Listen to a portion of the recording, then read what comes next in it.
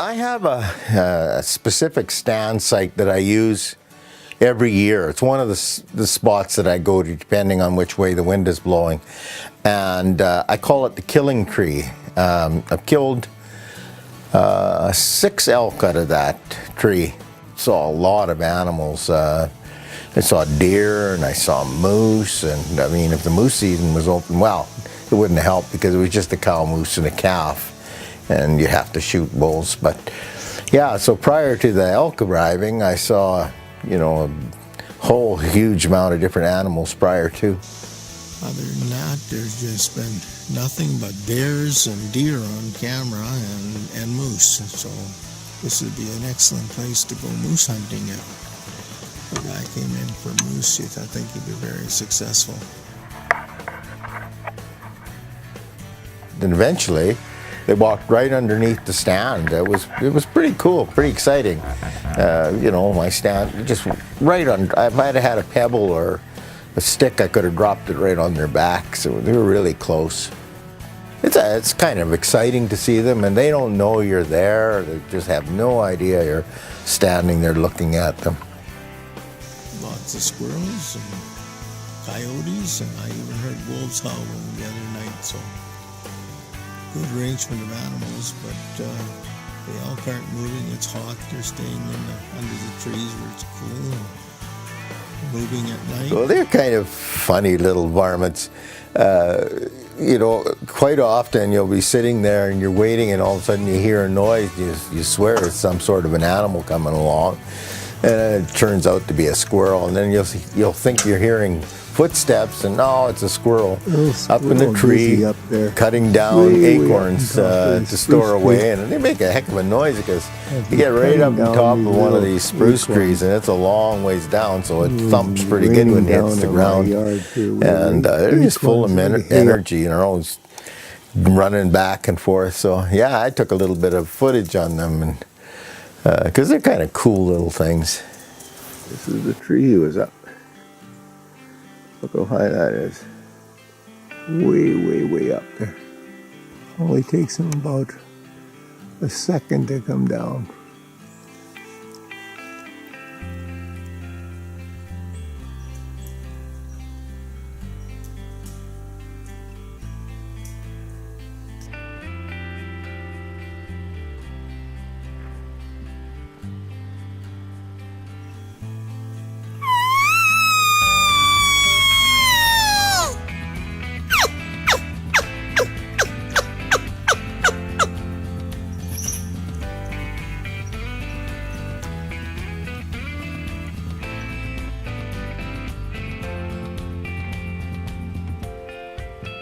We go right into the bush, and we camp inside the bush, and so that when you wake up in the morning, you climb out of your sleeping bag, you maybe get a glass of water or something, and get your stuff, and you go out and hunt.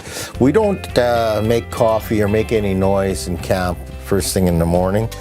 We'll go out and we'll hunt, and we'll come back around 10 or 11 o'clock in the morning, and then we'll you know, have some breakfast and make a big pot of coffee and have eggs and bacon or whatever is handy, and it's kind of cool. We, you know, you're right there in the forest, and it's nice, and you can. Then once we clean up our stuff, and we can do whatever we want for the next few hours. Sometimes when I'm tired, I just have a little nap and wait for the evening hunt. Well, here it is, August 22nd. It's the start of the archery elk season. Started on the 19th.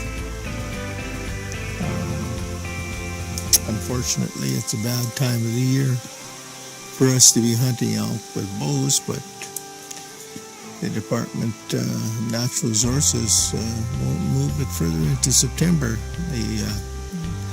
The bulls start calling in September, and our rifle season opens on the 15th of September, so the rifle season guys, they get the advantage of calling elk in, but that's what it is.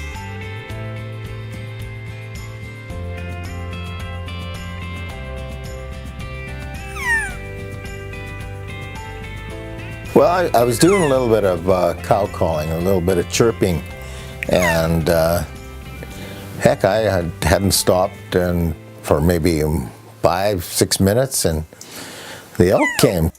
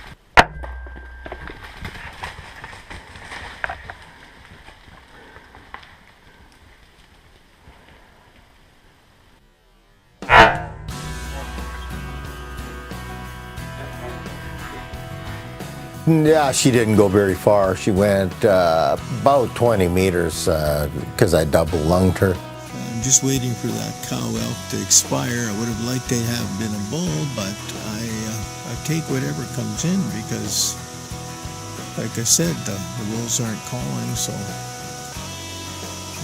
an elk's an elk, I guess, if you take it with a pointy stick.